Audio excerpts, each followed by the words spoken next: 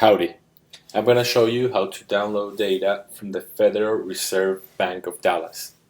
So once you click the link that Dr. Salin sent you, you're going to come to this page. As the instruction says, you want to download the last data available of 2019. In this sense, we're going to go to the 2019 fourth quarter. Once we click here, we're going to have these 5 different tabs which give us information about the survey that we want to analyze. You can either read it, you can download a print version of the PDF of the full report, but now we want to have the data. So first, we're going to download the land values document. And also, we're going to download the third one, which is called Farm Lending Indexes. Let's start by opening the Ag Value Excel document. This is a document with 4 different sheets. However, we're going to work only with the first one. What we want to do today is graph the 3 average land values into one same land graph. To start doing this, we click whatever we want, where we want the graph to be. Then we go to Insert in the top toolbar, and we click Line Graph, Line Chart. Okay, once we have it, we right click it, then we go to Select Data, and we start by adding one series. The first series is going to be the dry land. Then we have to select the values of the dry land, which are going to be this, the column B. Then we're going to select the horizontal values, which are going to be the dates from 2019 all the way to 2000. Then we add our second series, which is going to be irrigated cropland, and we select the values all the way to E89. And the same with the X values. And our third data, it's gonna be ranchland, and the values are gonna be these ones.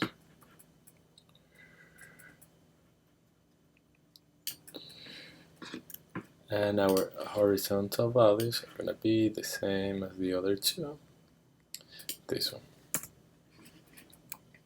And then we click OK. Once we have our graph, we want to add some elements so it looks a little bit better and it's easier to understand.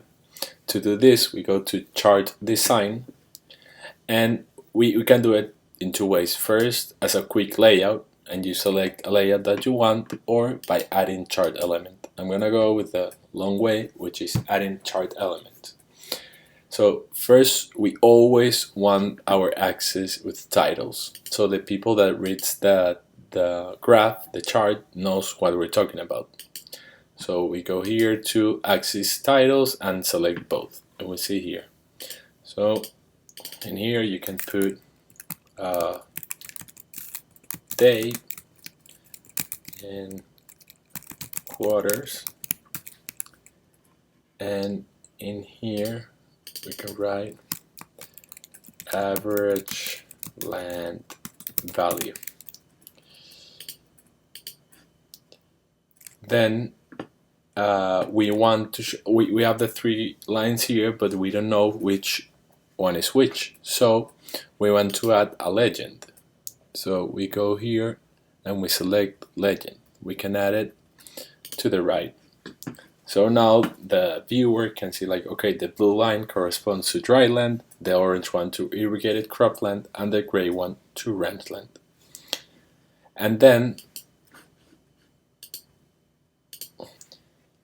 then for the title, we can write average land value, and here select 2000 Q1 till 2019 Q4.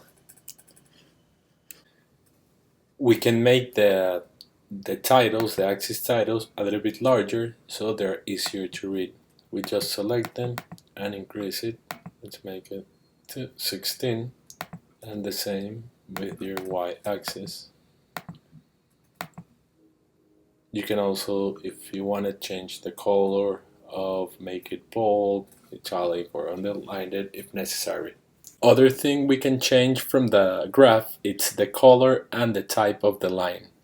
To do this, we're going to start by double clicking the series. We're going to have this menu open, and we're going to go to this first one with the paint bucket. Here we can change the color of the line. For example, we can put it in red. We see how it changes. Then we can also change the width. We can change the compound if we want like double line or a regular one, or we can do it like dashes if we want to differentiate from another one, or if we're forecasting something, usually we use this dash. We can also modify the values in the y-axis. Sometimes we want to represent a smaller scale so the variations are easier to see. So we double click them and we're going to have these options opened. So here we can change the bound. For example, if we only care about everything that's above 1,000, we can put this. Oh, we click here. So we see how the axis is going to start in 1,000, and we can also change the units. For example, if we want to see more variations, we can put 100, and we see we have a lot more tick marks, so sometimes it's easier to measure it this way.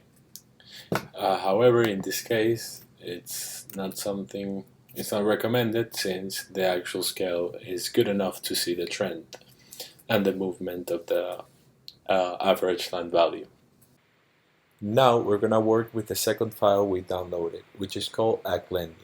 These documents refers to farm lending indexes, and we're going to work with these three columns, which belongs to the rate of loan repayment. This reads as follows. For example, in the second quarter of 2000, 15.5% of the banks surveyed answered that they reported a greater percentage of rate of loan repayment than in the previous period. 74.4 reported about the same, and 10.1 reported a lower rate of loan repayment. So before starting the graph, I'm gonna give you a tip that's gonna make it easier to know where are you standing at in this large data set. So it's called freeze panes. If you stand here, like for example, we wanna freeze this row and this column. So we stand in the intersection, we go to the View tab, and we click Freeze Panes. So as you can see, now they're gonna be always there, and it's easier to know, like, okay, now we're here in 2010, for example, first quarter. As the instruction says, you need to graph the last 2 quarters of 2007, the 4 quarters of 2008, and the first 2 quarters of 2009, and then compare it to the last 4 quarters available in the data set. To do this, we're gonna do as we did before. Click this icon, select the 100% stacked column, put it on the side, then we select data, add our first series, which is going to be percent reporting greater, and the values are going to be, as I mentioned, this quarter 3, 4, and 1, 2, quarter 3, 4, 1, 2, and then reporting the same. High values are gonna be this one, sorry, 3, 4, 1, 2.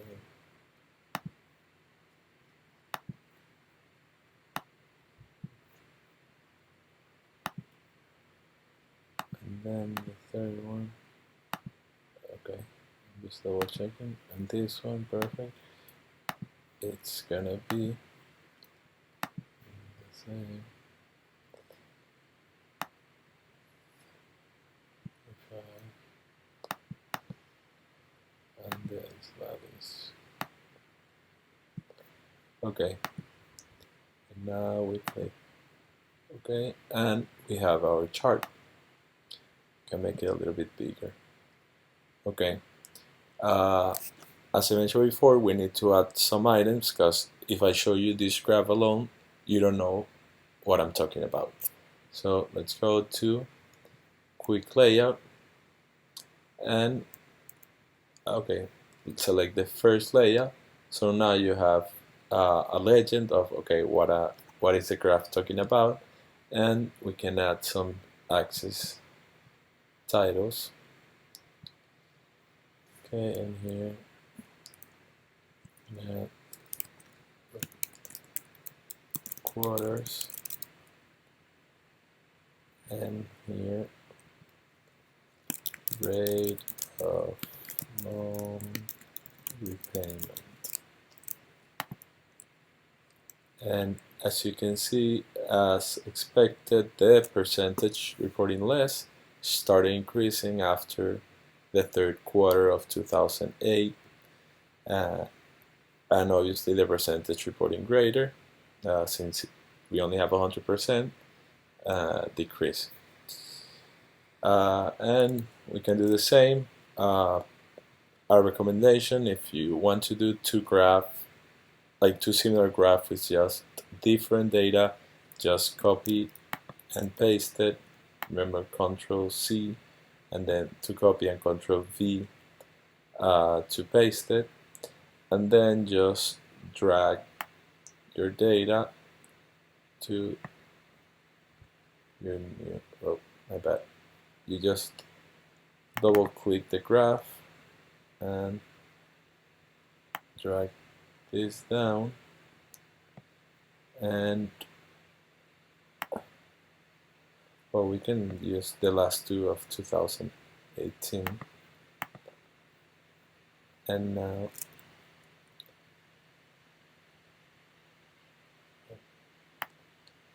you have your two graphs, and you can see how, well, even though the magnitudes are not the same, they have in some ways similar behavior, especially in the first quarter of 2019. We can put rate of loan repayment 2000 Q3 2009 Q2, and here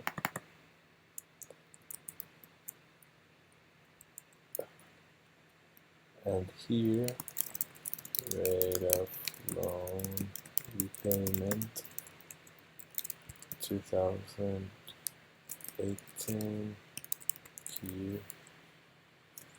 Q3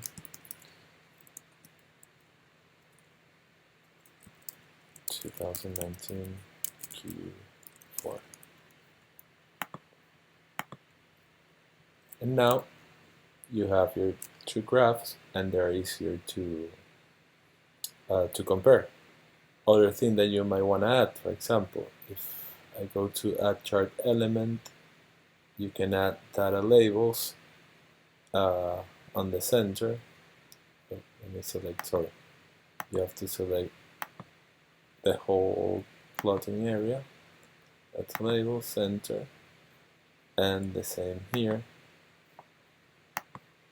That's a label center, and now you can see the actual numbers.